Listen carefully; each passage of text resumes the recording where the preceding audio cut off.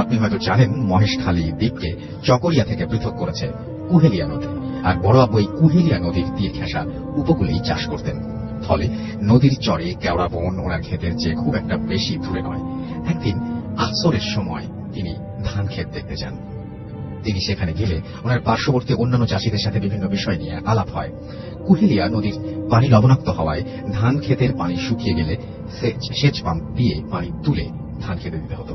বড় আব্বু যখন ধান ক্ষেত দেখে চলে আসবেন, তখন পাশের একজন চাষী ওনাকে সেচ পাম্পের পানি লাইন কোন দিক দিয়ে দিবে জিজ্ঞাসা করলেন। তিনি বললেন, পানির লাইন আমরা জমির দিক দিয়ে দেন, আমি মাগরিবের পরে এসে আপনার জমির দিকে ফিরিয়ে দেব। লোকটি তাই করে এবং পরে কিছুই চলে আসে। বড় আব্বু মসজিদে এসে নামাজ পড়ে বাসায় চলে আসেন। তিনি মনে মনে চিন্তা করছিলেন, সারা রাত ওনার জমিতে পানি চললে জমি পানিতে পূর্ণ হবে। ভোরবেলা এসে পানির লাইন ওই লোকটার জমির দিকে ফিরিয়ে দিয়ে দিলে লোকটি টেরই পাবে না। লোকটি যখন জমিতে আসবে ততক্ষণে জমিতে পানি পূর্ণ হয়ে যাবে। তিনি বাসায় এসে এশার নামাজ পড়ে খাওয়া দাওয়া সেরে ঘুমিয়ে পড়েন। ঘুমানোর আগে মনে মনে মাথায় সেট করে রাখেন যে ওনাকে ভোরে আজানের আগে উঠে জমির দিকে যেতে হবে, জমিতে গিয়ে পানির লাইন ফিরিয়ে দিতে হবে। যথারীতি উনি ঘুমিয়ে যান। ওনার ভাষ্য মতে ঘুমানোর কয়েক ঘন্টার মধ্যেই ওনার ঘুম ভেঙে যায়। কিন্তু উনি ভেবেছিলেন ফজরের আজানের সময় বোধহয় হয়ে এসেছে, তাই তাড়াহুড়ো করে ঘুম থেকে জেগে ঘড়ির কাঁটার দিকে না তাকিয়ে যাত্রা শুরু করেন। তখন সবে মাত্র রাত 12টা হবে। যাওয়ার পথে বাজার অতিক্রম করে যেতে হয়। তিনি যাওয়ার সময় লক্ষ্য করেন বাজারে মজুর শ্রেণীর অনেকে এখনো তাস খেলছে। তিনি তাদেরকে ফজরের আগ পর্যন্ত রাত জেগে তাস খেলার জন্য ধমকও দেন। তারা বড় আব্বুকে দেখে ফজর নাকি তখন রাত 12টা তার হিসেব না করে দ্রুত তাস লুকাতে ব্যস্ত হয়ে পড়েন এবং বলেন যে হুজুর এখনই চলে যাচ্ছি। বড় আব্বু যথারীতি ধানের জমিতে গিয়ে হাজির হন। তিনি দেখেন জমিতে পানি পরিপূর্ণ হয়েছে। তিনি পানির লাইন ফিরিয়ে দেন। তিনি চলে আসবেন এই মুহূর্তে পার্শ্ববর্তী কুহেলিয়া নদীতে কেউ একজন মাছ ধরার জন্য জাল ফেলার শব্দ ফেলছে এরকম শব্দ তিনি পান। তিনি ভাবলেন কোন জেলে হয়তো মাছ ধরছে। কি মাছ ধরছে জানতে চাইলে সেখান থেকে বিকৃত কণ্ঠে উত্তর আসে, আমি। কিন্তু পরক্ষণেই দুইটি মহিষ লড়াই হচ্ছে এরকম শব্দ তিনি শুনতে পান। যেদিক হতে শব্দ আসছে সেদিকে লক্ষ্য করেন। পূর্ণিমার আলোতে স্পষ্ট দেখতে পেলেন এই মহিষের সাইজ সাধারণ মহিষের চেয়ে বহুগুণ আলাদা। কিছুক্ষণ আগে যে জেলে জাল ফেলার শব্দ শুনতে পান তাও শোনা যাচ্ছে না। তিনি এবার বুঝতে পারলেন তার সাথে কিছু একটা ঘটতে চলেছে। প্রসঙ্গত বলে রাখি, বড় আব্বু ঝাড় ফুঁকের কাজ করতেন, ফলে জিন জাতি সম্পর্কে ওনার ভালো ধারণা ছিল। তাছাড়া যে জায়গায় তিনি চাষ করছেন সেই জায়গায় দিনের বেলায়ও ভয় পেয়ে অনেকে মারা গেছে এমন রেকর্ড আছে, যা ওনার অজানা নয়। ফলে তিনি মানসিকভাবে প্রস্তুতি নেন, কপালে আজ যা আছে তাই হবে ভেবে নিয়ে আস্তে আস্তে পেছনের দিকে হাঁটতে শুরু করেন এবং দোয়া দুরূদ পাঠ করা শুরু করেন। এক সময় পেছনে হাঁটতে হাঁটতে হঠাৎ ধানের আইলে পা লেগে যায়। তিনি লক্ষ্য করেন যে জায়গায় তিনি পড়ে গেছেন তার দুই পাশে ইঁদুরের মাটির ঢিবি। তিনি সেখানে বসে পড়েন। তিনি সেই ইঁদুরের মাটি আর বড় আব্বুর চারপাশে ইঁদুরের মাটি নিয়ে দোয়া পড়ে ফু দিয়ে চারপাশে ছিটাতে থাকেন। এমন অবস্থায় মহিষ দুটি একে অপরকে দৌড়াচ্ছে এবং তা একে অপরে দৌড়াচ্ছে এবং তা বড় আব্বুর চারপাশে কেন্দ্র করে। তিনি খেয়াল করেন যতটুকু দূর পর্যন্ত দোয়া পাঠের ফু দিয়ে মাটি ফেলা হয়েছে তার পাশ দিয়েই মহিষগুলো দৌড়াচ্ছে। ভয়ে বড় আব্বুর মুখ দিয়ে দোয়াও আসছে না। অনেক সময় তার জিহ্বা আটকে যাচ্ছে, আবার কোন কোন সময় দোয়াও ভুলে যাচ্ছেন। ভুল শুদ্ধ যাই হোক না কেন তিনি সমানে দোয়া পাঠ করছেন আর ফু দিয়ে চারপাশে ছিটাচ্ছেন। এরপর কিছুক্ষণ চলার পর মহিষ দুটি একে অপরকে দৌড়িয়ে দিগন্ত শূন্য হয়ে যায়, অর্থাৎ একে অপরকে তাড়া করে দিগন্ত শূন্য হয়ে যায়। অতঃপর বড় আব্বু বাসায় ফেরার জন্য উঠতে চেয়েও উঠতে পারলেন না। ওনার পা অবশ হয়ে গেছে। তাই তিনি যেখানে বসেছিলেন সেখানেই বসে রইলেন আর মনে মনে আল্লাহর নাম জপতে লাগলেন। একটু পরে মাছ ধরার শব্দ শুনতে পেলেন।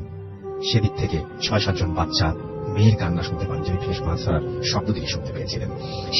তিনি স্বভাবতই বাচ্চাদের প্রতি একটু আগ্রহী, বাচ্চাদের খুবই আদর করতেন। বাচ্চা মেয়ের কান্না শুনে ওনার অন্তর কেঁদে উঠল। ওনার পা অবশ থাকার কারণে আর কিছু একটা ঘটে যাওয়া ঘটনার কারণে ওইদিকে যাওয়ার সাহস তিনি করতে পারলেন না। এটা কি আসলেই বাচ্চার কান্না নাকি সেই মহিষ চোরা বুঝতে পারছেন না।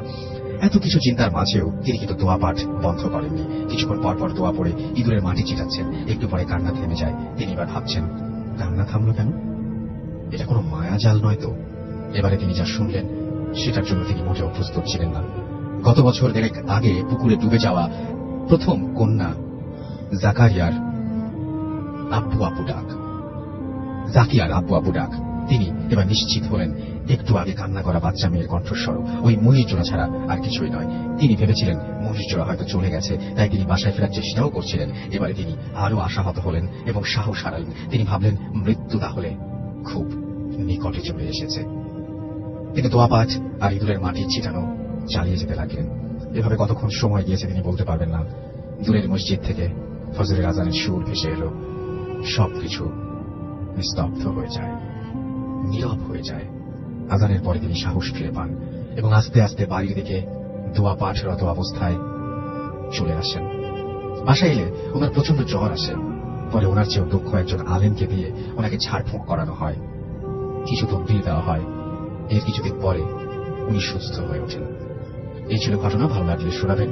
আমার আরো কিছু ঘটনা আছে যা সময় করে মেইল করব।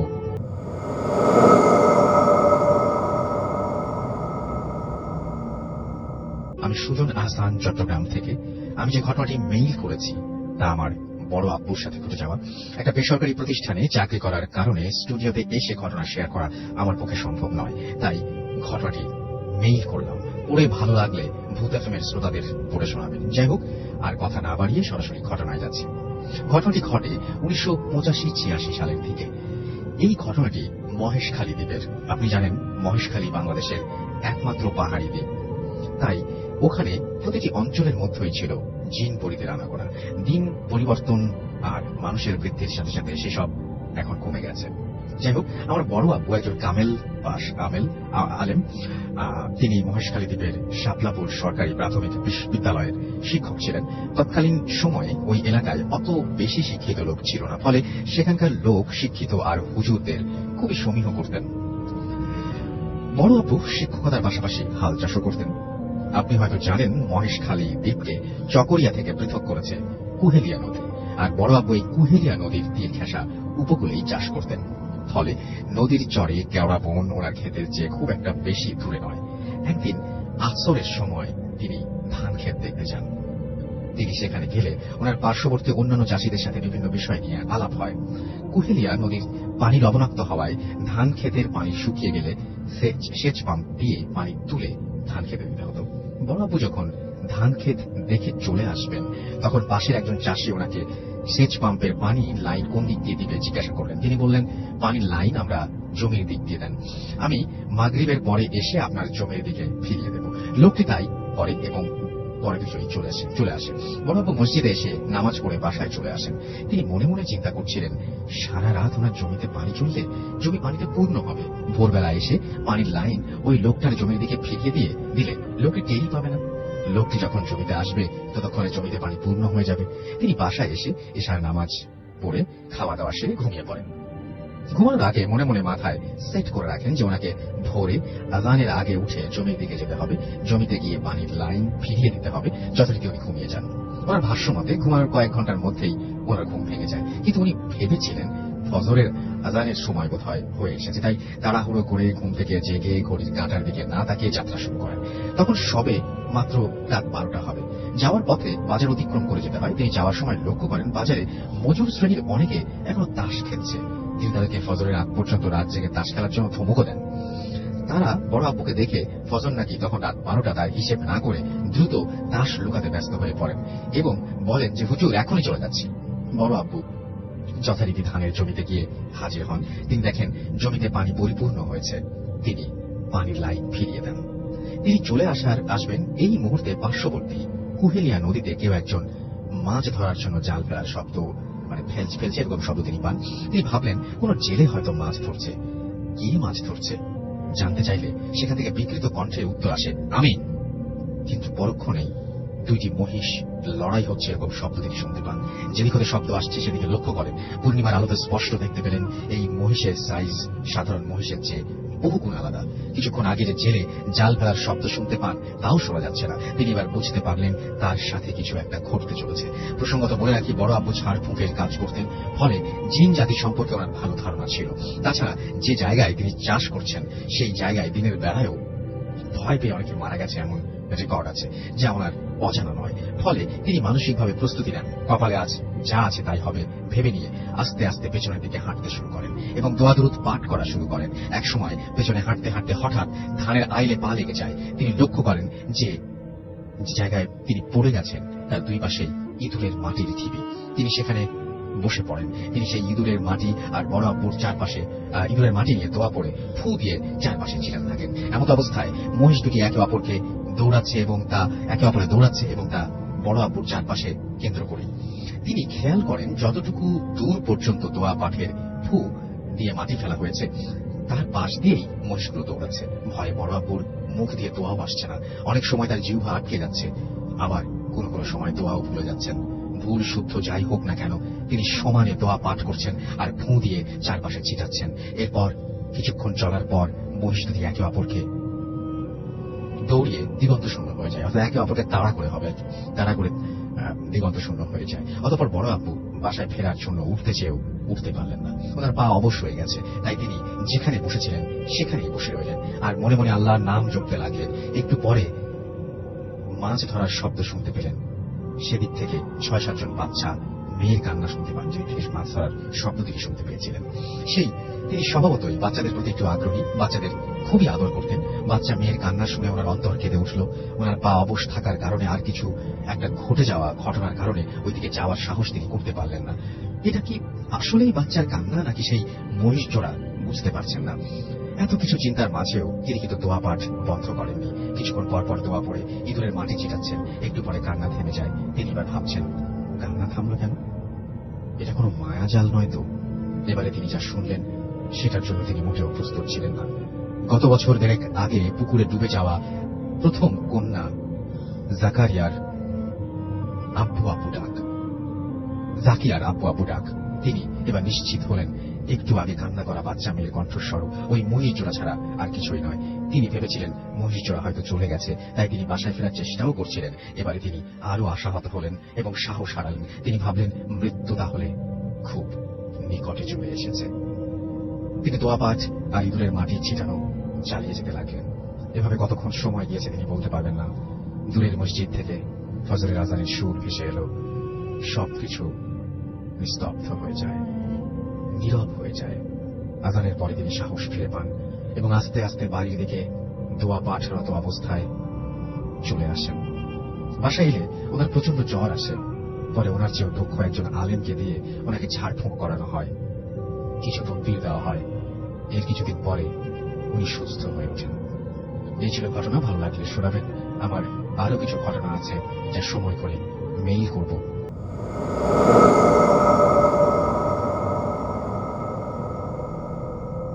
আমি বর্তমানে ইউরোপের ছোট্ট একটি শহরে বসবাস করি এবং এস্তোনিয়া ফিনল্যান্ড ও রাশিয়ার মাঝামাঝি অবস্থিত, যে দেশের লোক সংখ্যা মাত্র 13 লক্ষ।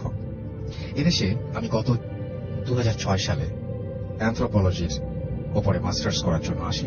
বর্তমানে আমি এখানকার একটা শহর যার নাম হচ্ছে তালিন, সেখানে বসবাস করছি। আমার লেখাপড়ার বিষয়বস্তু এটার কারণেই আমাকে প্রায় সময় বিভিন্ন প্রত্নতাত্ত্বিক বিষয় নিয়ে রিসার্চ করতে হয়। কিছুদিন আগে আমার প্রফেসরের নির্দেশে আমি ও আমার সাথে আরো 3 জন মিলে তালিন শহরের পাশে ওল্ড টাউন নামে একটি জায়গায় যাই। বলে রাখা ভালো যে এই ওল্ড টাউন জায়গাটি আমাদের পুরান ঢাকার মতন, তবে এখানে খুব কম মানুষ বসবাস করে। বেশিরভাগ বাড়িগুলোই ফাঁকা এবং দেখতে সবগুলো বাড়ি একই রকমের। বাড়িগুলোর পাশে বেশ কিছু পুরনো স্থাপনা। দিনের বেলায় দর্শনার্থীরা ভিড় জমায় এই স্থাপনাগুলো দেখার জন্য। আর দ্বিতীয় বিশ্বযুদ্ধের সময়কালের অনেক জিনিসপত্র এখানে এই শহরে পাওয়া যায়। সেদিন আমি ও আমার সাথে 3 জন মিলে আমরা একটি পুরনো স্থাপনার মাঝে প্রবেশ করি। যদিও এর আগে অনেকবার অন্য স্থাপনায় গিয়েছিলাম, কিন্তু গবেষণা করেছি, তবে এটা ছিল সম্পূর্ণ ভিন্ন, এক অন্যরকম অভিজ্ঞতা। স্থাপনাটি ছিল 4 তলা বিশিষ্ট। স্থাপনার ভেতরে সূর্যের আলো প্রবেশের কোনো জায়গা নেই কোনো জানালা, একটি মাত্র সিঁড়ি, তাও আবার এতটাই সরু যে একজন মানুষের উঠতে কষ্ট হবে। স্থাপনার আরেকটি চমক হলো সিঁড়িটি শুধু ওপরের দিকে নয়, বরং মাটির গভীরেও চলে গেছে। মাটির নিচে রয়েছে আরো 2টি তলা। আমাদের প্রজেক্টটা ছিল মাটির নিচের তলার জিনিসপত্র তথ্য নির্ণয় করা। আমাদের 4 জন হাতের টর্চ নিয়ে কর্তৃপক্ষের অনুমতি সাপেক্ষে মাটির নিচ তলায় সিঁড়ি বেয়ে চলে যাই। মাটির নিচে প্রথম তলায় কিছু পৌরাণিক জিনিসপত্র থাকলেও দ্বিতীয় তলায় কিছু চমকপ্রদ জিনিস ছিল। তার মধ্যে ছিল 2য় বিশ্বযুদ্ধের সময়কার হামলা করা বোমার কিছু অংশ, মানুষের খুলি, কিছু ধাতব পাত্র ও ধাতবের তৈরি বড় বড় কলসির মতো। আমরা আমাদের ডিভাইস দিয়ে জিনিসগুলো পরীক্ষা করতে চাই, করতে হঠাৎ একটি জায়গায় আমার চোখ আটকে যায়। একটি মরচে ধরা 4 কোনা ধাতব কৌটা, যেটার গায়ে কিছু একটা লেখা। যে লেখাটা কোনোভাবেই ওই মুহূর্তে লাইটের আলোয় পড়তে পারছিলাম না, কিন্তু কেন যেন আমার খুব আগ্রহ জন্মে সেই ধাতব কৌটাটির ওপর।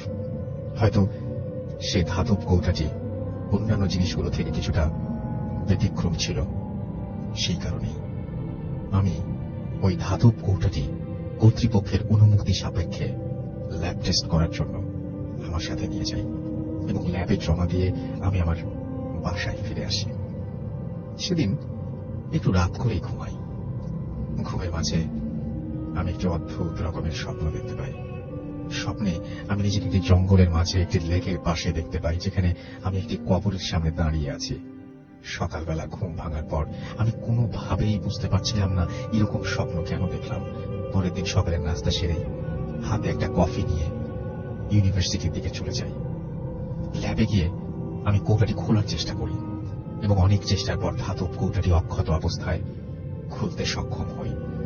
জং পড়ে থাকা সেই কৌটাটির ভেতর অনেক পুরনো একটি ছোট্ট কাগজ পাই, যেটা দেখতে কিছুটা পুড়ে যাওয়া কাগজের মতো, অর্থাৎ হলুদ রঙের কাগজে যদি অনেকদিন ভাঁজ করে রেখে দেওয়া হয় তাহলে যে লালচে ধূসর রং ধারণ করে সেই রকম। দেখে মনে হচ্ছে এটি দ্বিতীয় বিশ্বযুদ্ধ কিংবা তার আগের সময়কার। কাগজটি খোলার পর আমি একটি অদ্ভুত রকমের নকশা এবং কিছু লেখা দেখতে পাই। লেখাটি রাশিয়ান ভাষায় ছিল, আর আমি এই ভাষা জানি না বলে কাগজটি রাশিয়ান জানে এরকম একজন রিসার্চারের কাছে পাঠিয়ে দেই। সে কাগজটি স্ক্যান করে পরীক্ষা করতে শুরু করে। পরদিন সে আমাকে জানায় যে কাগজের রাশিয়ান ভাষায় তাদের পৌরাণিক এক দেবতার নাম এবং কিছু মন্ত্র আছে। সেই সাথে সেই নকশার কথা জিজ্ঞেস করলে জানা যায় এটি একটি জায়গায় নকশা, যেটা কিনা কেইলা নামে এটি গ্রাম নির্দেশ করে। এটা জানার পর এই বিষয়টি নিয়ে আমাদের টিমের আগ্রহ আরো বাড়তে থাকে। পরদিন সকালে কেইলা গ্রামের উদ্দেশ্যে আমরা রওনা দেই। নকশা থেকে পাওয়া ধারণা অনুযায়ী আমরা গ্রামের ভেতরে একটি জঙ্গল আছে, সেখানে যাই। আমরা জঙ্গলের ভেতর প্রায় 2-3 কিলোমিটার হাঁটতে থাকি, শুধুমাত্র সেই নকশাটির পরিশেষ দেখব বলে। বলে রাখা ভালো, ওই গ্রামের মানুষজনের কাছ থেকে শোনা ওই জঙ্গলে নাকি দিনের বেলাতেও মানুষ যাতায়াত করে না, কি নাকি সমস্যা হয়। আর জঙ্গলটা গাছগাছালিতে এতটাই ঘন যে সূর্যের আলোটুকুও ঠিকভাবে পৌঁছয় না। অবশেষে নকশা অনুযায়ী জঙ্গলের মাঝে একটি জায়গায় রাস্তা শেষ হয়ে যায় এবং অন্য দিক থেকে রাস্তা এসে ঠিক একই জায়গায় মেলে। বলা যায় আমরা একটি গোল চত্বরে পৌঁছে যাই। আমাদের সেখানে ছোট্ট একটি লেক দেখতে পাই, কিন্তু লেকটা দেখার পরে আমার শরীরটা কেমন যেন করে ওঠে, কারণ ঠিক এইরকম দেখতে একটা লেক আমি গতকাল রাতে স্বপ্নে দেখেছিলাম। লেকের পানি থেকে কেমন যেন তীব্র দুর্গন্ধ বের হচ্ছিল, আর লেকের প্রায় শুকিয়ে যাওয়া পানি ছিল কালো বর্ণের। আমার টিমের একজন, যার নাম ছিল অ্যান্ড্রু, সে লেকের ঠিক দক্ষিণ পাশে দুটো গাছের মাঝামাঝি একটি উঁচু জায়গায় আবিষ্কার করে, যেটা কিনা নকশায় নির্দেশ করা ছিল। আর নকশায় এও বলা ছিল যে ওই উঁচু জায়গাতে দেবতার প্রাণ শক্তি লুকায়িত আছে। আমার টিমের অ্যান্ড্রু ছিল ক্যাথলিক আর বাকি দুজন ছিল নাস্তিক। তারা ডিসিশন নেয় যে তারা ওই উঁচু জায়গাটিতে ঘুরে দেখবে কি আছে, কিন্তু আমার কেন যেন খুব বেশি একটা ভালো লাগছিল না। বারবার গত রাতের স্বপ্নের কথা মনে পড়ছিল। খোঁড়াখুড়ি করার যন্ত্রপাতি না থাকায় সেদিন আমরা ফিরে চলে আসি। সেদিন রাতে বাসায় এসে নিজের রান্না ও ডিনার শেষে অনেক লেট হয়ে যায় আমাদের। বিছানায় পিঠ লাগাতে ঘুম চলে আসে, কখন যে ঘুমিয়ে যায় নিজেই টের পাইনি। সেদিন রাতেও আমি সেই আগের রাতের স্বপ্ন, সেম স্বপ্নটা দেখতে পাই এবং আরো দেখতে পাই যে কে যেন একজন আমাকে বলছে সেই জঙ্গলের মাঝে লেকের কাছে না যেতে, বারবার আমাকে হাত দিয়ে না যাবার জন্য নির্দেশ করছে কিংবা কোনো কিছু বারণ করছে। সকালে প্রচন্ড মাথা ব্যথা নিয়ে ঘুম ভাঙে, কিন্তু কোনোভাবে আমি স্বপ্নের ব্যাপারটা মেটাতে পারছিলাম না। প্রতিদিনের মতো আজকেও আবার ল্যাবে চলে যাই এবং আজকে একটু আগে কাজ শেষ করে আমরা ওই জঙ্গলে বেরিয়ে পড়ি। আমি আবার আমার গত 2 রাতের স্বপ্নের কথাটা কোনোভাবেই আমার টিমের কাউকে বলতে পারছিলাম না, কারণ তারা কেউ আমার কথা বিশ্বাস করবে না। আজকে কেন জানি আমার টিম মেম্বার অ্যান্ড্রু যেতে চাইছিল না, তবে সবার কথায় পরে সে যেতে রাজি হয়।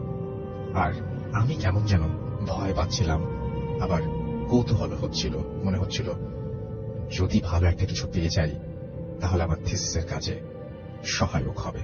যাই হোক, আজকে সমস্ত যন্ত্রপাতি নিয়ে একজনের গাড়িতে চলে রওনা হলাম। গ্রামের শেষ অংশে যাবার পর গাড়ি নিয়ে যাওয়া যায় না, তাই গাড়ি রেখে হাঁটা শুরু করলাম।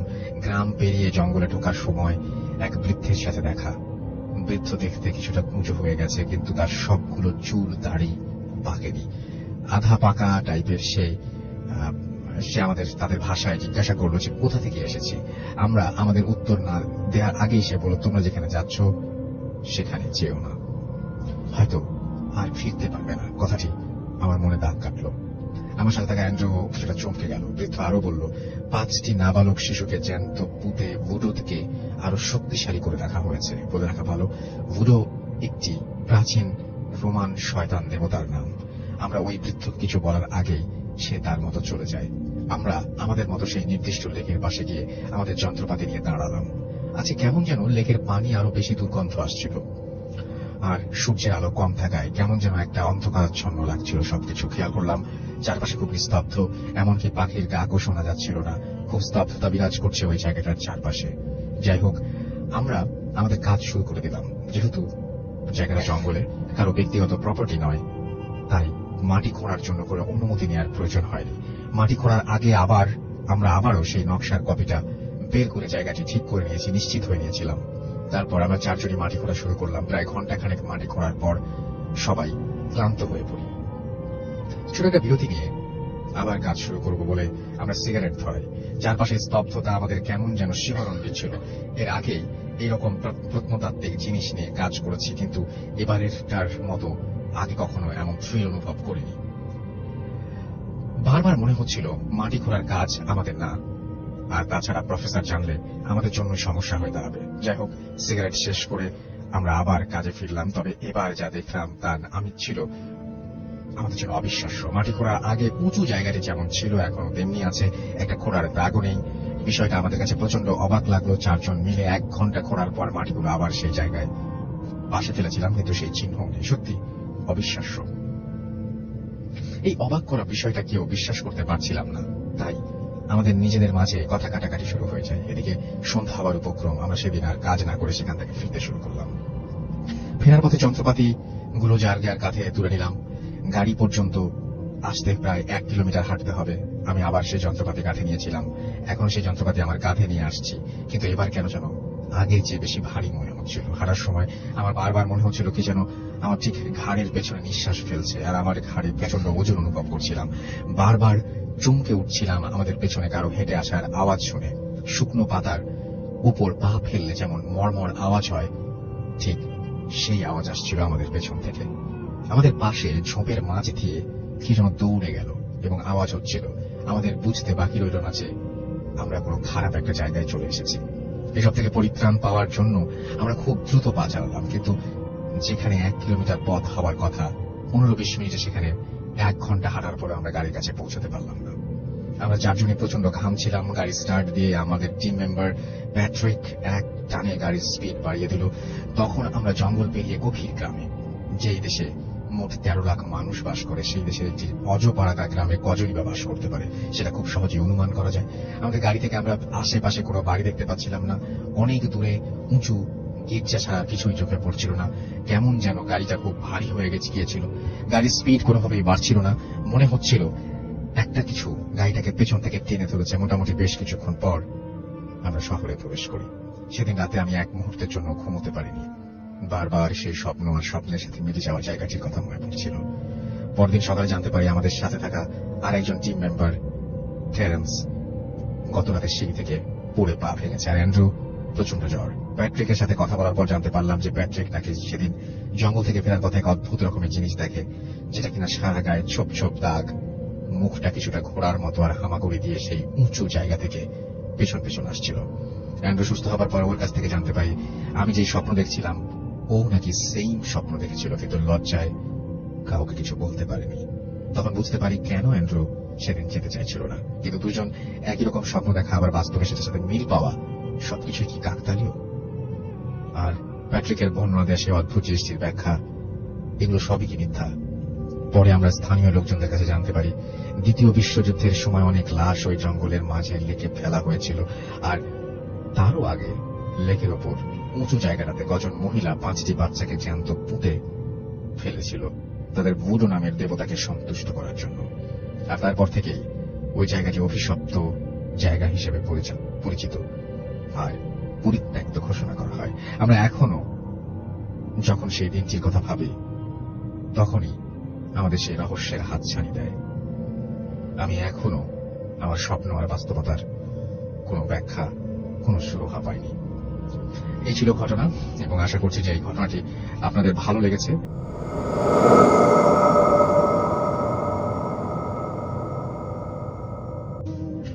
এই ঘটনাটা একটি ভবনকে নিয়ে। ভবনটা খুব ভয়াবহতরী। ভবনটি 7 তলা আমাদের এখানে, এবং পুরো ভবনটি সিসি ক্যামেরা দ্বারা নিয়ন্ত্রিত। সেখানে ভবনটির যেগুলো সমস্যা, বেশ 5-7 বছর ধরে এই ঘটনাটা চলতেছে এবং সমস্যাটা চলতেছে। সিকিউরিটি গার্ড নিয়ে, সেই সিকিউরিটি গার্ড জব নেয় কিন্তু 2-4 দিনের বেশি থাকতে পারে না, এবং যখন সে চলে যায় তখন বাড়িওয়ালাকেও কিছু বলে যায় না, এমনিতেই কোনো কিছু না বলেই লুকিয়ে চলে যায়, পালিয়ে চলে যায়, কিচ্ছু বলে না।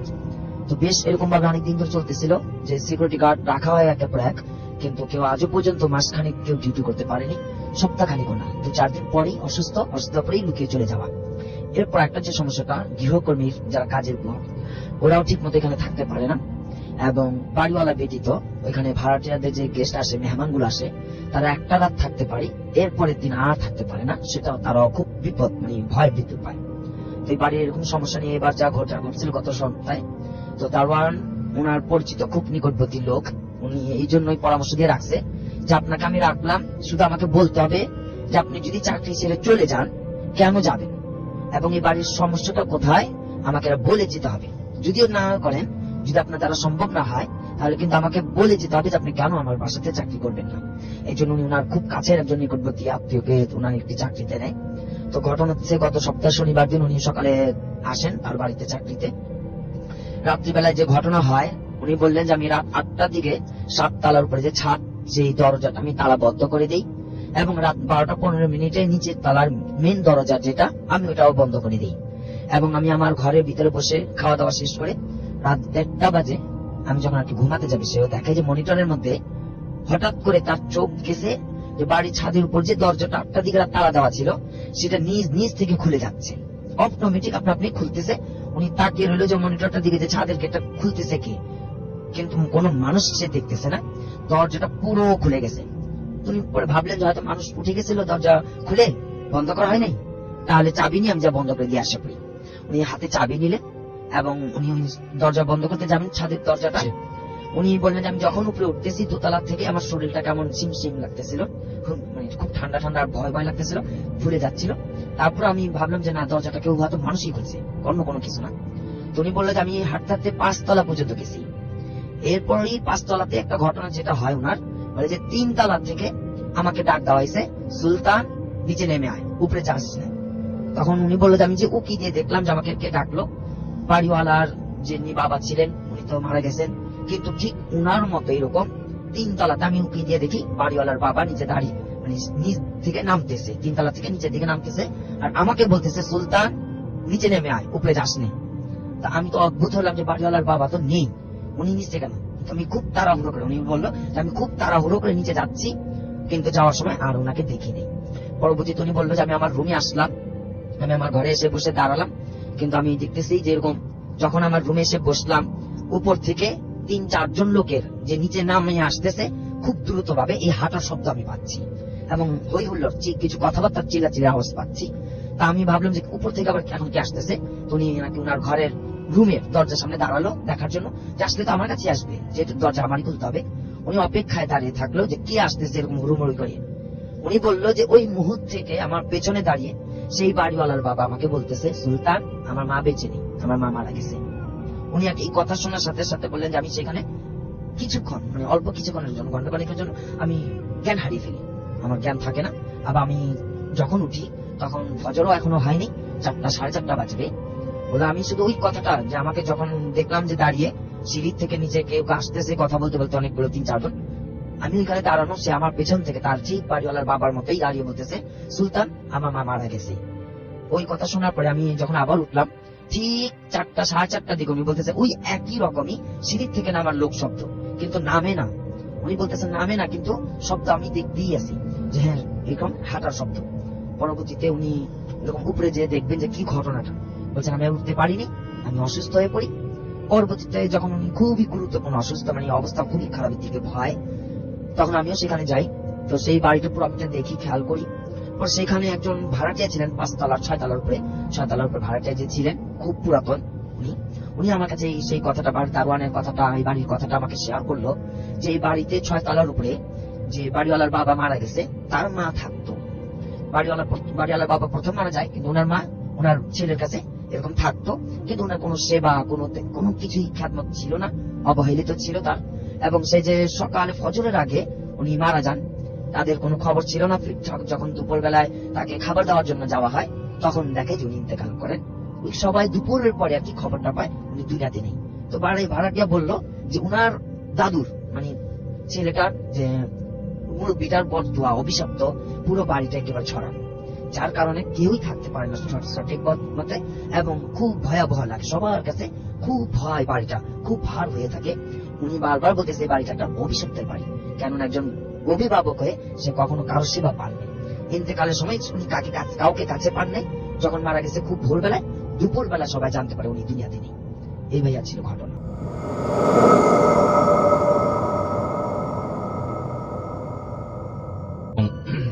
যে কাহিনী বলেছে তার দাদা, সে সময় ওই তাদের জমিদারি কথাটা উঠে যাচ্ছে আর কি, তখন উঠে গেছে এবং সম্পত্তি ভাগ হয়েছে। তো এরকম সময় তার দাদা শহরে ছিল আর কি, কলকাতায় ছিল। তার দাদা ডাক পড়ে আর কি, যে বলে যে তোমার সম্পত্তি এটা ভাগাভাগি করে তুমি তোমার যা যা আসে সেগুলো নিয়ে যাও আর কি। তো ওর ফ্যামিলিতে দুঃসম্পর্কের কিছু আত্মীয় ছিল এবং ওর দাদা ছিল আর কি সেখানে, সেই ইসে আর কি। তো শুনলে দাদা যখন নাকি ময়মনসিংহে আসে, তার কলকাতার জব ছেড়ে, চাকরি ছেড়ে, তিনি চাকরি করতেন আর কি। তো সেই সময়টা আর কি ওই জায়গাটা কি বেশ পাহাড়ি টাইপের ছিল, মানে খুব বেশি মানে একটু জঙ্গল ঘেরা, পাহাড় টাহাড় আছে এবং মানে বেশ বন্য পরিবেশ আর কি। এর মধ্যেই তার পূর্বপুরুষদের জমিদারি ছিল এবং তারা ছিলেন বেশ অত্যাচারী টাইপের আর কি, এবং পরবর্তীতে আর কি তারা মানে যিনি লাস্ট চলে যান আর কি এবং তার হিসাবটা করে যান, তিনিও আর কি বেশ মানুষের রসানলেই পড়েন আর কি, এরকম একটা অবস্থা ছিল। এবং অতীতে কিছু তাদের ফ্যামিলির কিছু মানুষ মেরেও ফেলছে, এরকম কিছু। যাই হোক, শুনলে দাদা যখন ওখানে যায়, তখন যে দেখে যে পরিবেশটা মোটামুটি তখন আর জমিদারি ব্যাপারটা নেই ওখানে।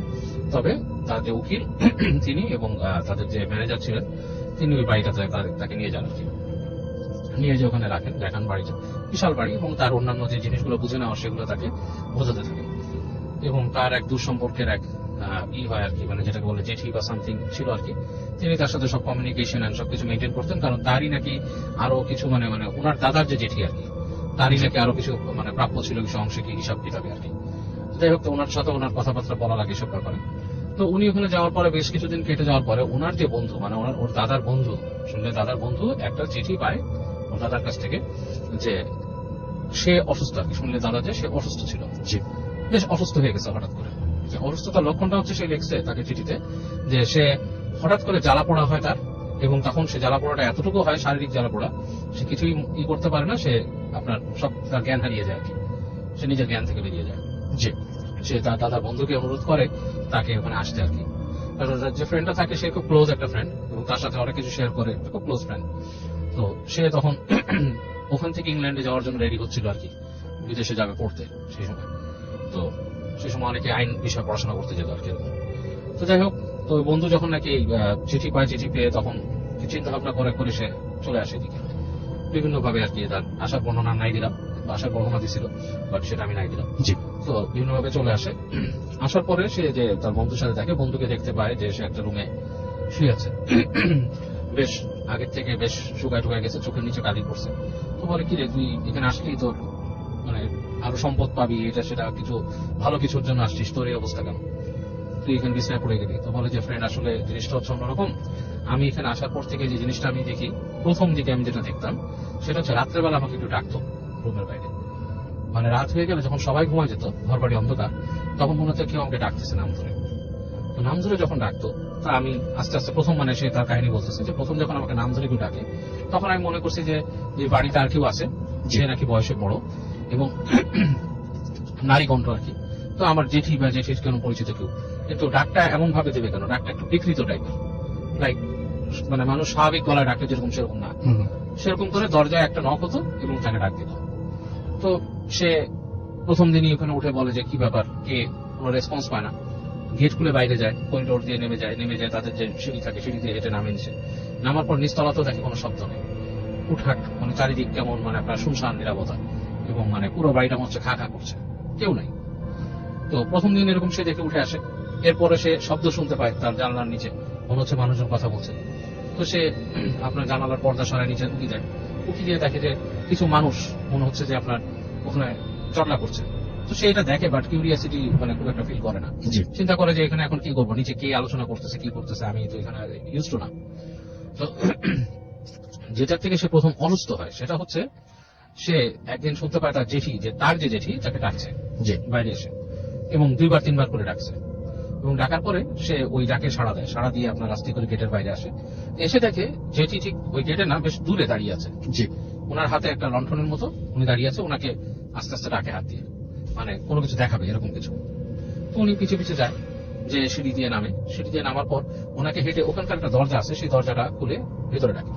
তো উনি দরজা খুলে ভিতরে যায়, দেখে সিঁড়ি নেমে গেছে, নিচের দিকে সিঁড়ি নেমে গেছে, এবং বেশ একটা মানে ইসের মতো করিডোর টাইপের সিঁড়ি, এবং ওই নিচে যে জেঠি দাঁড়িয়ে আছে লণ্ঠন নিয়ে, সেটার আলো জি। মানে কেঁপে কেঁপে আসছে উপর, বেশ মানে একটা হরিবল একটা জিনিস।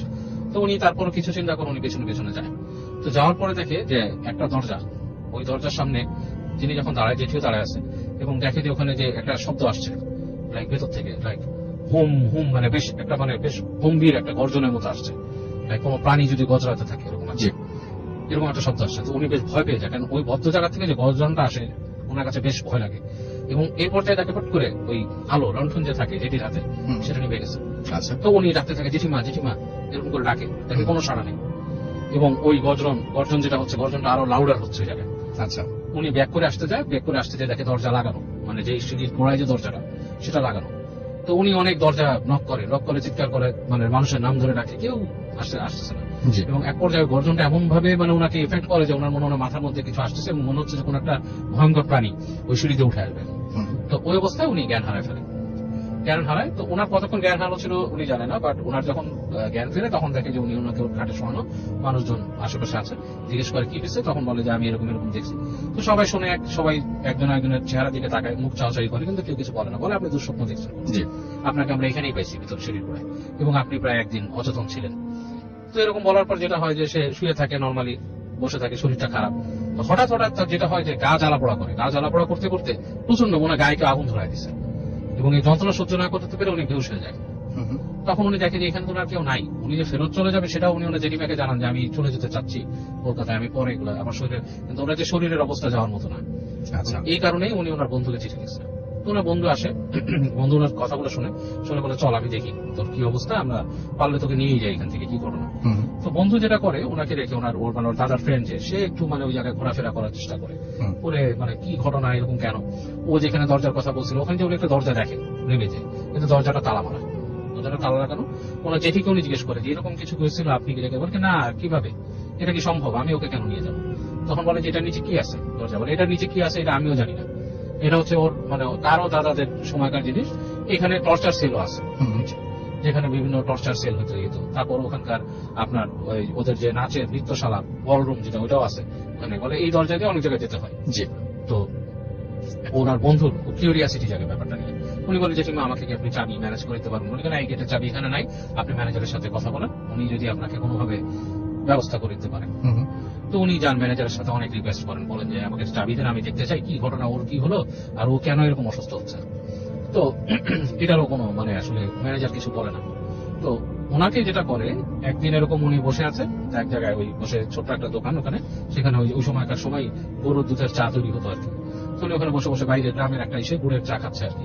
তো এই সময় ওই বাসার একজন বৃদ্ধ, জি। খুব বয়স্ক, সে এসে বলে যে বাবু আপনার সাথে একটু কথা বলতে চাই। জি। তো উনি বলে যে কি ব্যাপার, কি নিয়ে কথা বলবো, বলে যে আমি ওই বাবুর, শুনুন বাবু, ওই যে বাবু যে আছে ওনার যে অসুস্থতা, উনি যে অসুস্থ কেন আপনাকে আমি বলতে চাই কি হয়েছে। তো বলতেছে কি ব্যাপার, বলে যে ব্যাপার হচ্ছে যে ওনাদের এই বাড়ির সম্পত্তি নিয়ে অনেক ব্যাপার আছে, ওনার জ্যাঠার ছেলেরাও অনেক আগ্রহ, ওনারা খুব অত্যাচারী ছিলেন। আচ্ছা। তো সম্ভবত ওনার জেঠিমা অনেক জানে, মানে জাদুটোনা জানে, হুম। উনি জাদুটোনা করছে। আর ওই যে আপনি যে রুমে ঢুকতে চান, যেখানে ঢুকতে মানে উনি যে ভয় পাইছে বলতেছেন, ওখানে কিন্তু উনি আসলেও ঢুকছে, কারণ ওইখানে কিন্তু ঢুকে ওনার জেঠিমা মাঝে মাঝে আপনাকে মিথ্যা বলছে যে ওখানে ঢুকে না। হুম। বলে আপনি আমাকে কেন বলে দিচ্ছেন এগুলো, বলে আমি ওনার ভালো চাই, উনি তো এগুলোর সাথে জড়িত না, উনি কিছুই জানে না, উনি আসছে ওনার হিস্সা নিয়ে যেতে এখান থেকে, আপনার কিছু না। Right. কিন্তু এখানে এরকম হয় ওইখানে একসময় ওখানে অত্যাচার করতে ওখানে বাঘ পালতো উনি, একদম অন্ধকার কুঠুরির মধ্যে বাঘ রাখতো উনি, এবং ওই বাঘের মুখে ওনার যাকে মানে মৃত্যুদণ্ড দেওয়া যাওয়া করতো ঠেলে দিত, বাঘের মুখে ঠেলে দিত উনি। আচ্ছা এছাড়াও অনেক টর্চার সেল ছিল, নর্তকীদেরকেও ঠেলে দিত, এরকম ব্যাপার আচ্ছা। আছে। তো উনি বলে তাহলে আমার তো ওখানে ঢোকা দরকার, বলে এটা ম্যানেজারের রুমে চাবি আছে, আপনি চাইলে যেয়ে দেখতে পারেন ওখানে কি আছে। হুম, তো ওনার বন্ধু যেটা থাকে উনি খুব মানে করে ম্যানেজারের যে রুম থেকে একদিন ওই কাজের লোকের সহায়তায় চাবিটা উনি ম্যানেজ করে এসে উনি ওই রুম করে ঢুকে নিচে যে দেখে আসলেই ওই যে ওখানে যে নামছে মানুষ, পায়ের ছাপ মানে ধুলার মধ্যে পায়ের ছাপ, যে মানে এবং বোঝা যাচ্ছে যে এখান থেকে মানুষ ওঠানামা করে, যে এরকম একটা ব্যবস্থা আছে। তো উনি ওই চাবিটা নিয়ে তো আর ওখানে রেখে দিতে পারবে না, উনি ঢুকে যে ওই রুমগুলো দেখেন, জি রুমগুলো দেখে আসার পরে উনি চুপচাপ চাবি রেখে চিন্তা করে যে ওনার বন্ধুকে নিয়ে উনি চলে যাবেন ওখান থেকে। তো যেটা হয় রাত্রেবেলা ওই দিন রাতে আর কি উনি ঘুমাচ্ছেন, উনি ওই রকম শব্দ পান যে ওনার গেটকে নক করতেছেন, জি তো উনি ওই নক শুনে উনি উঠে আস্তে আস্তে করে ফলো করে আসেন। কিন্তু উনি যেটা দেখেন যে ওনার রুম নক করছে কে, নক করছে আসলে কোনো না আর কি, মানে ওই চাচি বা কেউ করেননি, ওই রুম নক করছে কাজের লোকটা, এবং ওনাকে আস্তে আস্তে ফিস করে বলেন যে ওই যে দেখেন। তো উনি দেখে যে ওই যে লণ্ঠন হাতে ওই যে জেঠি থাকে, উনি হেঁটে ওই রুম দিয়ে যাচ্ছেন দরজা দিয়ে। তো উনি ওটার সাথে ফলো করে ঢুকে ভিতরে আস্তে আস্তে ওই জেঠি যায়, উনি আস্তে আস্তে করে পাটি ওখানে যান। যাওয়ার পরে দেখেন দূর থেকে একটা ঘরের ভেতর থেকে খুব আলো মানে বাড়ছে নিমছে এরকম কিছু আর কি।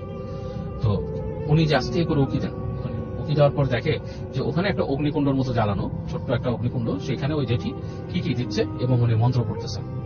এবং ওই পাশে মানে ঠিক আগুনের ওই পাশটাতে কিছু ছায়া মূর্তির মতো আছে, তাদেরকে দেখা যায় না, বোঝা যায় না, বাট বোঝা যায় কিছু ছায়া মূর্তির মতো দাঁড়ানো এখানে। তো উনি জিনিসটা দেখে মানে জিনিসটার এতটা ভয়াবহ ছিল, জিনিসটা যে জেঠির যে রূপটা ছিল সেখানে সেটাও বেশ ভয়াবহ, চুল খোলা, এবং উনি বেশ ভয় পেয়ে যান ওটা দেখে। উনি ভয় পেয়ে উনি আস্তে ধীরে উনি ওখান থেকে চলে আসেন, উঠে আসেন, ওখানে আর থাকেন না, এবং এসে দেখেন বন্ধুর কাছে দেখে বন্ধু সরাসরি হিম হয়ে গেছে, মানে ঠান্ডা। তো উনি বন্ধুকে তাড়াতাড়ি উনি ওনার সাথে যে ওই ইলেকট্রিক চাদর ছিল তা দিয়ে ঢেকে দেন, দেখে উনি ওই রাতে ওখানে বন্ধুর সাথে ঘুমায় যান। এখন পরদিন উনি যে দেখেন সবকিছু ঠিকঠাক, উনি ব্যবস্থা করেন ওনার বন্ধুকে নিয়ে যাবেন ওখান থেকে।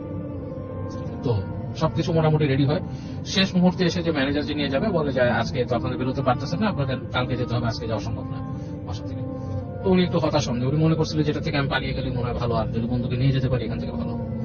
তো রাতের বেলা উনি ঘুমিয়ে আছেন, ওই দিন রাতে বন্ধু রুমে ঘুমান নাই, নিজের রুমে ঘুমাইছেন। তো উনি দেখতেছে যে উনার বিছানার চারপাশ দিয়ে কিছু এরকম ছায়া মূর্তি ঘুরতেছে, বেশ লম্বা ছায়া মূর্তি ঘুরতেছে। আর উনার ঠিক মাথার কাছে ওই জেঠি, কিন্তু অন্ধকারের মধ্যে উনি বুঝতেছে, একে বলতেছে যে তুই ওকে নিয়ে যেতে আসছিস, ওকে তো যেতে দিব না, আর তুই যদি নিজের প্রাণ নিয়ে যেতে চাস তুই চলে যায় এখান থেকে। তো এটা ওনাকে বলার পর উনি মানে ঘুমের মতো তন্দ্রার মতো ছিল, উঠে দেখে যে কেউ নাই রুমের ভিতরে। বাট উনি মেসেজটা পেয়ে উনি খুব ভয় পায়। তো উনি ইসের সাথে কথা বলে পরদিন সকালে উঠে ওই যে বৃত্তটা ছিল তার সাথে তাকে খুঁজে বের করে তাকে কথা বলে যে তুমি আমাকে কি কোনো ব্যবস্থা করে দিতে পারবে এখান থেকে চলে যাওয়ার জন্য। সে বলে আমি আপনাদের চলে যেতে দিতে পারবো, কিন্তু একটা ব্যবস্থা করতে পারবো, কিন্তু আমাকে কিন্তু এটার জন্য ক্ষতি হবে। তো বলে যে আপনার ক্ষতি হবে, কিন্তু আমাদেরকে বের করে দেন, আমরা তো এখানে সমস্যা করবো। এটা বলার পরে ওই লোক ওনাদেরকে মানে ওই একটা পথ বলে যে এদিক থেকে এরকম সকালবেলা বের হয়ে দিকে চলে যাবেন, এদিক থেকে চলে গেলে মানে আপনারা মোটামুটি সমস্যার থেকে বের হয়ে যাবেন। কিন্তু এই পথটা সোজাসুজি এদিক দিয়ে যায়নি, এটা গ্রামের ভেতর দিয়ে ঘুরে গেছে। তো উনি ওই দিক থেকে বের হন সকালবেলা, ওরকম কথা বন্ধু কাউকে চোখে মানে কাউকে যখন কেউ দেখে না এরকম সময় বের হয়ে যায় বন্ধুকে নিয়ে। তো যেতে রাস্তার মধ্যে তখন একটা সময় বিকালের মতো হয়ে যায় আর কি, তো তখন উনি আবার ভয় পায় যে যদি কোনো ক্ষতি হয় বা কিছু। এর মধ্যে ওনার বন্ধু অনেকবার বলছে তার গা জ্বালাপোড়া করতেছে, অনেক কিছু এরকম হচ্ছে। তো উনি করতে উনি মানে দিশা পায় না কি করবে, আশেপাশে কোথাও যাওয়ার মতো জায়গা নেই। তো ওখানে কাছে দেখে যে ওখানে যে একটা গ্রামের মধ্যে ছোট্ট একটা টিনের ঘরের মতো একটা মসজিদের মতো করে রাখছে। তো ওইখানে দেখে যে তাকায় দেখে যে ওখানে একজন মৌলানা সাহেব আছেন। তো উনি যে তাকে বলেন যে আমাদেরকে একটু হেল্প করেন, আমরা আপনার ধর্মের না, কিন্তু আমাকে একটু হেল্প করেন। কি বলে যে এরকম আমার বন্ধু এরকম সমস্যায় পড়ছে, সে মানে উনি বলেন না কোন জমিদার বাড়ি বা কি, এটা বলেন না, বলে যে এরকম সমস্যায় পড়ছে, তাকে এরকম মনে হয় কালো জাদু করা হয় এসে। তো মৌলানা সাহেব বলে আপনি আমার সাহায্য করবেন?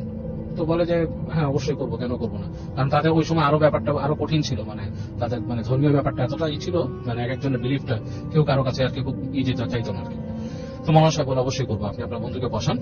উনি নিয়ে এক জায়গায় বন্ধুকে বসানোর পরে উনি তার বন্ধুকে একটা পানি নিয়ে আসেন, একটা এরকম মটকির মতো পানি নিয়ে আসেন, বলে যেটা হচ্ছে বড়ই পাতার পানি। বড়ই পাতা ভিজানো, এটা হচ্ছে সবচেয়ে পবিত্র পানি হয়। বড়ই পাতা ভিজায় যে পানিটা হয় সেটা হচ্ছে পবিত্র পানি। তো বড়ই পাতা কোন অনেক, এটা দিয়ে তাকে আপনি গোসল করান, আপনার বন্ধুকে গোসল করান। তো এটা দিয়ে এদিকে উনি কিন্তু পুরো নেড়ায় গেছে বন্ধুরা, ওই যে ঈশার দাদা। তো ওনাকে ওইটাতে গোসল করায়, গোসল করানোর পরে মৌলানা সাহেব ওনাকে ঝাড়া শুরু করে এবং ওই প্রত্যেকটা ঝাড়ার সময় উনি চিৎকার চেঁচামেচি করতে থাকেন। তো এক সময় তার মুখ দিয়ে কথা বের হয় যে তার উপরে একটা জিন চালান করে দিয়েছিল এবং ওই জিন তাকে আস্তে আস্তে মেরে ফেলার ছিল। তো মৌলানা সাহেব অনেক কামেল ছিলেন, উনি করে জিনকে সরায় দেন এবং তার শর্তেই তাকে বলে যে তুমি একজন মানুষ, সে যেটাই হোক সে মানুষ, তুমি তাকে ক্ষতি করতে পারবে না। হ্যাঁ, সে বিশ্বাসী মানুষ, সে সৃষ্টিকর থেকে বিশ্বাস করে, অনেক কিছু বলে তারপর থেকে সরায় দেন। এবং তাকে বলেন, যখন জিনিসটা শেষ হয়, ওনার প্রসিজার শেষ হয়ে যায়, তখন বন্ধুকে বলেন যে আপনি জানি না আপনি কতটুকু বিশ্বাস করবেন, আমি আপনাকে, তো আপনার অন্য ধর্মের মানুষ, আপনাকে আমি বলতে পারি না যে দোয়া পড়েন বা এটা সেটা, বাট আপনাকে আমি পানি দিতে পারি, এই পানিটা আপনার বন্ধুকে খাওয়াবেন। আর অবশ্যই অবশ্যই আপনি সত্যির পথে থাকবেন, আপনার বন্ধু বিশ্বাসী, এটা আমি জানি, বুঝতে পারছি তাকে দেখি, সৃষ্টিকর্তাকে সে বিশ্বাস করে। এবং এই জিনিসটা সে আলোচনা করুক, আরো চিন্তা ভাবনা করুক, সে যাতে এইদিকেই ফোকাস থাকে সবসময়, পানিটা খেতে করবেন এইভাবেই করবেন। তো খাওয়াই দিয়ে অনেক কথা মৌলানা সাহেব ওনাদেরকে বলে দেয় কিভাবে নদী পার হয়ে যেতে হবে, ওখান থেকে কিভাবে চলে যেতে হবে। তো ট্রাই করে অনেক কষ্টে শেষে সে তাকে কলকাতায় নিয়ে আসে। তো কলকাতায় নিয়ে আসার পরে ওনার কিন্তু অনেক কমে যায়, ওনাকে পানি দিতে ওই ধরনের প্রবলেম গুলো ওনার মধ্যে আর হয় না। এবং পরবর্তীতে উনি অনেক আরো স্টাডি করার পরে উনি ধর্মের প্রতি সম্পূর্ণ বিশ্বাস নিয়ে আসেন, বিশ্বাসে একদম ধার্মিক হয়ে যান। এবং উনি কিন্তু ওনাদের ওই সম্পত্তির অংশগুলো আস্তে ধীরে পরবর্তীতে পান। কিন্তু এখানে দেখা গেছে ওনার যে জেঠি ছিলেন তিনি অনেক কিছুই ওনার আত্মসাৎ করে ফেলছিলেন সম্পত্তির থেকে। এটাই ছিল কাহিনী।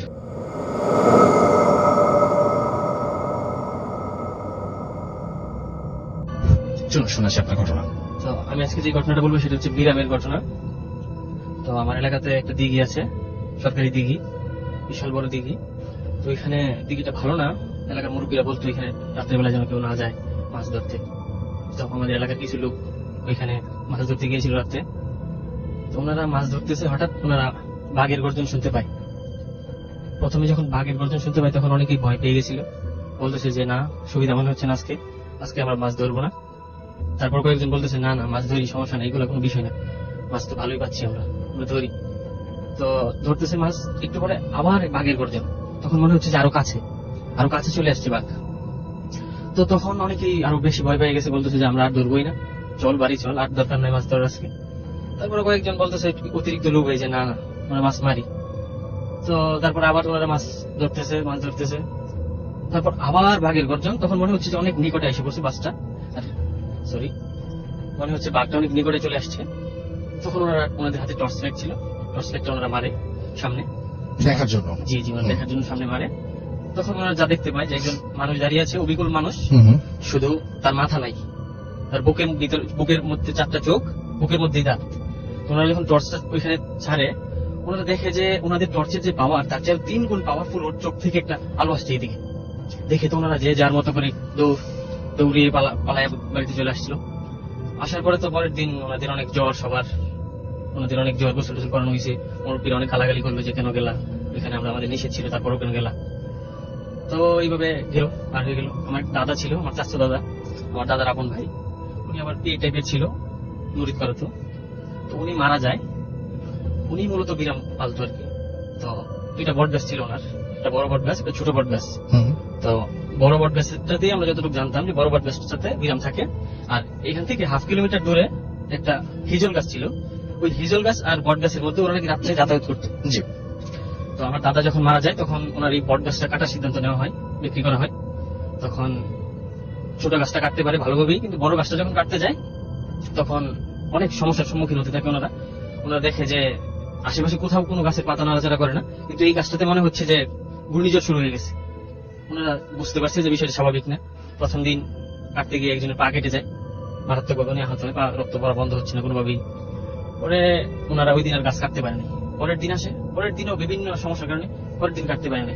তারপরের দিন, তৃতীয় দিন দল বল একটু বড় করে ওনারা আসে যে আজকে কাটবোই, টাকা দিয়ে গাছ কিনলাম, কাটতেই হবে। তো ওনারা এক প্রকার জোর করেই কাটছে, সাহসিকতা দেখে। কিন্তু কাটার পর গাছ থেকে রক্ত বেরিয়েছে, অনেক রক্ত। এটা গরু জবাই করলে যে পরিমাণ রক্ত, ওই পরিমাণ রক্ত। অনেক মানুষ দেখতে আসছে যে কি ব্যাপার, গাছ থেকে নাকি রক্ত বেরিয়েছে। তখন আসার পরে এইভাবে নিল, গাছ নিল। কিন্তু রাসেল ভাই ওই দিন রাত থেকেই সেই বাঘের গর্জন, এলাকাবাসী সবাই শুনতে পায় বাঘের গর্জন, কান্না করতেছে, বাঘ মনে হচ্ছে কান্না করতেছে, বাঘের গর্জন। রাসেল ভাই বাঘে তো উচ্চ স্বরে গর্জন করতে পারে না, এই যে পাইলিং করে না ইয়ার মধ্যে, এই যে অ্যাপার্টমেন্ট বাসাগুলোতে যে পাইলিং হয় তখন যেভাবে ভূমিটা কম্পন হয় ঠিক সেম ভাবে ভূমিকম্পন হচ্ছিল। যখন ওটা কান্না করে গর্জন দেয় তখন মনে হচ্ছে যে ভূমি কাঁপতেছে, মাটি কাঁপতেছে, তখন এরকম মনে হয়। তো আমি নিজেও শুনেছি কয়েকদিন। আমাদের এলাকায় এক মহিলা রাত্রেবেলা বাইরে বের হইতেছিল, তো হঠাৎ করে উনি যখন দরজা খুলে দেখে দরজার সামনে এক মানুষ দাঁড়ায় আছে, অবিকল মানুষ, তার মাথা নাই, তার বুকের মধ্যে চোখ, 4টা চোখ। তো দেখে তো উনি সাথে সাথে অজ্ঞান, চিৎকার দিয়ে অজ্ঞান হয়েছে। পরে দৌড়াদৌড়ি করে নেওয়ার পরে জ্ঞান ফেরার পরে শুনতে পারি যে এই ঘটনা। তো আমার আপুরা 7 ভাই, তার মধ্যে আমার এক চাচা, ওনারা বাড়ি থেকে চলে যায়। তো আমার ছোট চাচার বলছিল যে তুমি থাকো এখানে, তুমি একাই থাকো, সমস্যা নেই, থাকো। উনি ছিল এখানে রাত্রে। তখন পুরোপুরি গ্রামের অত্যাচারে অতিষ্ঠ এলাকাবাসী, সবাই ভয় পায়, কেউ ভয়ে আসতে মাগরিবের পরে কেউ বাসা থেকে বের হয় না, বাড়ি থেকে কেউ বের হয় না, সবাই গুটি মেরে বসে থাকে ভয়ে। তো উনি ছিল ওইখানে ওই দিন। উনি কান্নার শব্দ পাইতেছে, যে আস্তে আস্তে ওনার দিকে মনে হচ্ছে আসতেছে কান্নার শব্দ, একটু পরে পরে জোরে জোরে গর্জন। তো রাসেল ভাই আপনি জানেন কিনা জানি না, আগে গ্রামের মধ্যে যে জানালাগুলো ছিল ওইগুলোতে শিক দেওয়া হতো, এখন তো গ্রিল দেওয়া হয়, তো আগে শিক দেওয়া হতো। তো এই শিকের কাছে আসছে, জানলা খোলা, গরমের দিন তো। তো আমার যে চাচা, ছোট চাচা, উনি তাকায় রয়েছে, দেখতেছে যে জানালার সামনে এসে দাঁড়াইছে, দাঁড়ায় হাওয়া মাও করে কান্নাকাটি করতেছে। একটু পরে পরে গর্জন দেয়, মনে হচ্ছে মাটি সহ কাঁপে এরকম। তো উনি তো ভয়ে পুরো শেষ, উনি ভাবছে যে উনি শেষ, আর মনে বাঁচবে না, এই শেষ। তো উনি আবার স্মোক করতো, ওনার এখানে ম্যাচ ছিল। উনি আবার জানে যে এইসব কিছু আগুনকে ভয় পায়। উনি অনেক চেষ্টা করে ম্যাচ জ্বালানোর জন্য, উনি দিয়াস লাইট সবগুলো ইউজ করে, একটাও কাজ করে না, একটাও জ্বলে না। ওনার কাছে টর্চ লাইট ছিল, উনি এটা যখন মারতে যায় তখন ফিউজ হয়ে গেছে, টর্চ লাইট আর কাজ করে না। অনেক কষ্টে উনি, ওনার গ্যাস ম্যাচ ছিল, ওটা দিয়ে অনেক কষ্টে সর্বশেষ যখন একটা চালায়, এই সিগারেট যখন একটা জ্বালায়, তখন এটা চলে গেছে। তো উনি এটার বিবরণ রাসেল ভাই যেরকম ভাবে দিয়েছিল যে অবিকল মানুষের মতো, শুধু তার মাথাটা নাই আর চোখ, 4টা চোখ তার বুকের মধ্যে। আর উনি যতটুকু সাইজ দেখাইছিল, যে দাঁতের সাইজ 7 থেকে 8 ইঞ্চি দাঁতগুলা, তাও বুকের মাঝেই। তো এটাই ভাবে চলে যায়। এলাকাতে অনেক কবিরা জানা হয় যে কি প্রতিকার, এলাকাবাসী তো পুরো অতিষ্ঠ, সবাই ভয়ে আতঙ্কিত হয়ে গেছে, কেউ কিছু করতে পারতেছে না, রাত্রেবেলা বের হইতে পারতেছে না। তো কবিরা জানে কেউ কিছু করতে পারে না, কেউ কিছুই করতে পারে না। তো বলতেছে যে এই যে উনি যে পীর সাহেব ছিল দাদা, যে উনি তো পালতো, উনি ছাড়া তো এখন কিছুই করা যাইতেছে না এগুলো। তো আমার এক চাচা, 5 নম্বর চাচা, উনি রাত্রেবেলা আসতেছিল, রাত্রে প্রায় তখন 2টা। উনি আসার পথে আমার যে দাদা, যে পিরাম পালতো, ওনার মাজারের কাছে আসার পরই ওনার সাথে দেখা, এই দাদার সাথে দেখা। তো আমার চাচা জিজ্ঞেস করলো যে জ্যাঠা আপনি কোথেকে আসছেন এত রাতে? তো বলতেছে বাবা আমি তো হজ করে আসছি। তখন বলতে হজ করে আসছেন? তো আমার চাচা যেভাবে দাঁড়ায় ছিল, ওনার ডান পাশেই ছিল মাজারটা। ওনার আবার একদম খেয়াল নাই যে দাদা মারা গেছে। ওনারে আমার দাদা বলতেছে, এই দাদা, যে তুমি একটু ঘুরো, তুমি একটু বাম পাশে ঘুরো, তুমি পিছনে তাকাইবা না, পিছনে তাকাইলে তুমি ভয় পাইবা। কিন্তু আমার চাচার একদমই মাথায় নাই যে উনি মারা গেছে। কিন্তু সবাই কথা বলতেছে যে ওনার চাচা, ওনার জ্যাঠা আসছে, হজ করে আসছে, কথা বলতেছে। তখন বললো যে জ্যাঠা আমরা তো সবাই খুব আতঙ্কে আছে, সবাই খুব ভয়ে আছে, তো আমরা কিভাবে প্রতিকার পেতে পারি এই বিষয়টা থেকে, আমরা তো আর পারতেছি না। তখন বলতেছে যে যাও তুমি, আজকে থেকে আর হবে না, আর রাত্রেবেলা এভাবে বেডট্রিট হইও না। তো আমার চাচা বাড়িতে আসলো, আসার পরে উনি যখন রুমে ঢুকবে তখন ওনার খেয়াল হয়েছে, আরে আমার চাচা তো উনি তো নাই, তো মারা গেছে। তখন উনি অনেক ভয় পেয়ে গেছে, বিষয়টা বুঝতে পারছে। আসলে তারপর থেকে আর কোনো সমস্যা।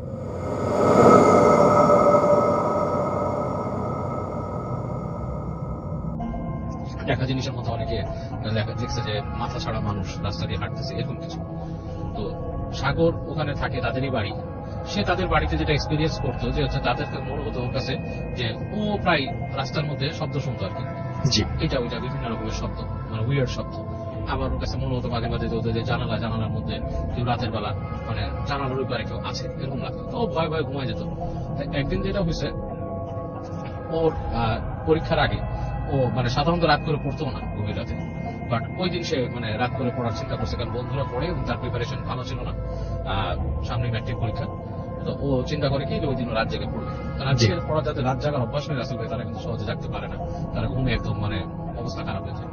তো সাগরও চেষ্টা করছিল, কিন্তু তার অবস্থা একদমই খারাপ হয়ে যাচ্ছে। তো এক সময় সে চিন্তা করলো দুধ ঘুমায় পড়ি। তো রাত তখন 1টা-1.5টা বাজে, বেশি বাজে নেই। রাত তখন ওই জায়গাও যে খুব একটা জায়গা যে কোয়াইট হয়ে যায়, এখন তো ঢাকা 1টা-2টার দিকে একটা কোয়াইট হয় না, তাও কিছুটা হয়ে গেছে। এই অবস্থায় ও মানে রুমের লাইটটা নিভায় দেয়। তো তখন দেখে যে হালকা মানে কুড়ি বৃষ্টি পড়তেছে। তো ঘুমানোর সময় জাস্ট চোখের যে এক কোণাতে এসে দেখে যে কুকুর হাঁটতেছে রাস্তা দিয়ে স্ট্রিট ল্যাম্পের আলো জি। বুঝতে নিচে। তো ওর যেটা আই ক্যাচিং হওয়া ও হয়তো চোখ সরে যেত, দেখে স্ট্রিট ল্যাম্পটা ফ্লিক করে দিবার, ফ্লিক করার পর কুকুরগুলা মনে হলো কেমন যেন একটু নড়াচড়া বেশি করলো। একসময় স্ট্রিট ল্যাম্পটা বন্ধ হয়ে গেল জি। এবং বন্ধ হওয়ার আগে দিয়ে এসে দেখলো কুকুরগুলা শেপ শিফট করলো, মানে তাদের শেপ চেঞ্জ করলো। যখন আলোটা নিভে গেল ঠিক ওই মুহূর্তে কুকুরগুলো মনে হলো যে বসার থেকে মানুষ হয়ে গেল, মানে দাঁড়ায় আচ্ছা। দাঁড়ায় পড়লো, মানে দাঁড়ায় মানুষ হয়ে গেল, লাইক মানুষের শেপ হয়ে গেল। এবং এই লাইট নিভাতে সে কিন্তু মানুষ পুরো দেখে না, এবার সে দেখছে মানুষের শেপের হয়ে গেছে। এখন ও একবার ভাবলো এটা কি লাইটের খেলা, তার কিন্তু ঘুম তখন ঠাস করে চলে গেছে মাথার থেকে, যে আলো আধারিয়ে অনেক সময় খেলা খেলে মানুষের মধ্যে, ছায়ার খেলা, লাইট এন্ড শ্যাডো। তো একবার ভাবলো সেরকম কিছু কি, পরে সে ভাবলো না, সে দেখলো যে ওই লাইট নিভে যাওয়াতেও দূর থেকে আলো আসতেছে এবং ওই মানে ওই জায়গাটা বোঝা যাচ্ছে এবং বৃষ্টির সাথে কিছুটা আলোকিত। কিছুটা আলোকিত, এর মধ্যে বৃষ্টির সাথে হালকা বাতাসও যাচ্ছে, হুম। বাতাসও বইতেছে। ভালো মতন খেয়াল করে দেখলো যে দূরতে মনে হচ্ছে 3টা লম্বা লম্বা ছায়া এবং এই লম্বা গুলো প্রায় সাধারণ মানুষের হাইট না, 8-9 ফিট এরকম হবে, উঁচু উঁচু হাঁটতেছে হাঁটতেছে। একবার এই পাশে আসে, মানে কাছে আসে, আবার যখন আলোর কাছাকাছি চলে আসে আবার ওদিকে চলে যায়, জি। ঠিক ওই জায়গাটাতেই সার্কেল করতেছে। তো ওর জায়গা দিয়ে না, ও যতটুকু দেখতে পাচ্ছে, ও ভাবছে যে আমি যদি আমাদের ঠিক উপরেই ছাদ, ওরা থাকতো 6 তলায়, কিন্তু আমি ঠিক উপরেই ছাদে যদি উঠি তাহলে আমি আরো জিনিসটা আরো সুন্দর দেখতে পাবো, ভালো মতন দেখতে পাবো। পুরো ঘুম কিন্তু গন। সে করে কি আস্তে করে উঠে যে সে মানে ওই হেঁটে হেঁটে মোবাইলটা নেয়, মোবাইলটা নিয়ে আস্তে আস্তে সিঁড়ি ঘরে বের হয়। সিঁড়ির দরজা যখন খুলে তখন সে শুনতেছে যে তাদের যে ছাদের যে গেটটা ঠিক উপরে ইমিডিয়েটলি উপরে তবে একটা লোহার গেট আর কি ছাদের, ওইটা ঠাস ঠাস নিয়ে ঠাস ঠাস করে বাড়ি খাচ্ছে, কিন্তু ওই দরজা কিন্তু লাগানো থাকে রাতে বেলা, তালা মেরে দেয়। তো ও চিন্তা করলো ছাদের দরজা খোলা, আবার দেখা যাচ্ছে ঠান্ডা বাতাস একটা আসতেছে, সিঁড়ি দিয়ে যাচ্ছে, বৃষ্টি হালকা পড়তেছে এই সময়। তো তারপর খুব অ্যাডভেঞ্চারাস মাইন্ডে বা কিউরিয়াস মাইন্ডে দরজাটা লাগায়, ফ্ল্যাটের দরজাটা লাগায়। যখন সিঁড়ির কাছে উঠে রাসেল ভাই, যখন দরজাটা দিয়ে ঢুকে দেখে দরজাটা হালকা ভেজা, এই সময় সে দেখে সিঁড়ির এখান থেকে লম্বা লম্বা এরকম ছায়ার মতো মানুষ, লাইক ছায়ার মতো জিনিস, মানুষ বলে ভুল হবে, শেপটা মানুষের মতো এর জন্য তাই বলছি, উপরের অংশটা বোঝা যায় না যে কি চেহারা বা কিছুই বোঝা যায় না, পা দুটো বোঝা যাচ্ছে লম্বা লম্বা। এগুলো খুব সুইফটলি, মানে ম্যাটার অফ লাইক মানে খুব স্পিডে, লাইক খুব যেমন ফাইটার জেট যেরকম স্পিডে যায় জি। সেরকম তার পায়েতে সাত করে পাস করে চলে গেল নিচে, মানে 1 সেকেন্ডের জন্য গেটে এবং পরবর্তী সেকেন্ডে তাকে পাস করে সিঁড়িতে নেমে গেল। এবং ওগুলো নামার সাথে যে বাতাস, সে বাতাসও তার গায়ে লাগছে এবং ও তো ওখানে ফ্রিজ হয়ে যায়, ও আর কোথাও ওঠার চিন্তাও করতে পারে না। পরের সেকেন্ডে তাকে আবার তার সামনে দিয়ে উঠে চলে যায়, উঠে ঠিক ছাদের ওই গেট দিয়ে। এবার যখন ছাদের গেট দিয়ে উঠতেছে তখন দিন করে ছাদের গেটটা বন্ধ হয়ে যায়, একদম খুব জোরে জি। জোরে বাড়ি দিক ছাদের গেটটা বন্ধ হয়ে যায়। তো ও তখন এটা আর সহ্য করতে পারে না, ও বাসার ভিতরে চলে আসে, এসে বাসায় শুয়ে পড়ে, শুয়ে কাঁপতে কাঁপতে যতটুকু দোয়া দূরত পারে পড়তে পড়তে সে ঘুমিয়ে যায়। হুম। সকালবেলা তার ফ্যামিলি তাকে দেখে প্রচন্ড জ্বর মাথার মধ্যে, এবং এই জ্বর অবস্থায় তার মনে করেন যে মানে কঠিন অবস্থা, মানে তার পরীক্ষা দেওয়ার মতো অবস্থা নাই, মানে তার এটা কোনো টেস্ট পরীক্ষা ছিল সম্ভবত, মানে একটা ছুটি হয় না ম্যাট্রিক পরীক্ষা, জি, জি, জি, সেরকম জি। পরীক্ষা, এরকম অবস্থা নাই। তো ওর বাবা ওকে বলে যে জ্বর আসছে, ডাক্তার দেখে, এবং বাবাকে স্কুলে বলে যে আমার এরকম এরকম হয়েছে। তখন তাকে বাসার থেকে একটু বকাও দেয় যে তুমি এরকম সময় কেন বের হয়েছে, তোমাকে বলছি যে জায়গাটা খারাপ, এবং তাকে ওই করা হয়, চিকিৎসা করা হয়, জ্বর ডাক্তার দিচ্ছে, জ্বর কমতেছে না, জ্বর হালকা রেমিশন যায় আবার বাড়ে, রেমিশন যায় আবার বাড়ে। তো ওর যে বড় চাচা, সে ওখানকার কাছের মসজিদের ইমাম সাহেবকে বলেন, বলাপন ইমাম সাহেব বলে যে ওকে পারলে নিয়ে আসেন। তো ওকে যখন নাকি নিয়ে আসে ইমাম সাহেবের কাছে, মসজিদের মধ্যে যখন ঢোকে, তার জ্বর ছিল শরীরে, মসজিদে ঢোকার সাথে সাথে জ্বর, কিন্তু রাসেল ভাই নাই, শরীর ঠান্ডা হয়ে গেছে, নর্মাল টেম্পারেচার। ইমাম সাহেব তার সাথে কথা বলে তুমি কেমন ফিল করছো, ভালো লাগে, তোমার জ্বর আছে না, খারাপ লাগতেছে না, সব ঠিক আছে। তখন তাকে দোয়া পড়ে দেয় এবং তাকে কিছু দোয়া শিখায় দেয়। এই দোয়াগুলো আমাকে পড়াইতে বলে, পানিতে পড়ে ফু দেয়, বলে যে এই পানিটা খেতে এবং গোসল করতে সেই পানিতে, এবং বলে আপনার বাসায় ছিটাই দিবেন, ছেলে সিঁড়িতে জানি সে রাতের বেলা কখন না উঠে আপনাদের সিঁড়িটা পারলে বন্ধ করাই দিবেন। মানে সিঁড়ির মধ্যে হয়তো জিনিসটা যেটা হয়েছে যে ও রাতের বেলা দেখছে, এবং এগুলো তো খারাপ জিন, ওরা দূর থেকে ওকে খেয়াল করছে, ওদের খেয়াল করছে, এবং ওভার কিউরিয়াসে যখন সিঁড়িতে গেছে, ওদের কাছে এটা 1 সেকেন্ডের ব্যাপার, ওরা লাইট স্পিডে চলাফেরা করে এবং ওকে যখন ভয় দেখাইছে এবং ওদের গায়ের বাতাসটা লাগছে, এটাতে তার এই জ্বর এসেছে। এবং তারপর ওকে দোয়া করে করে দেয়, বলে আস্তে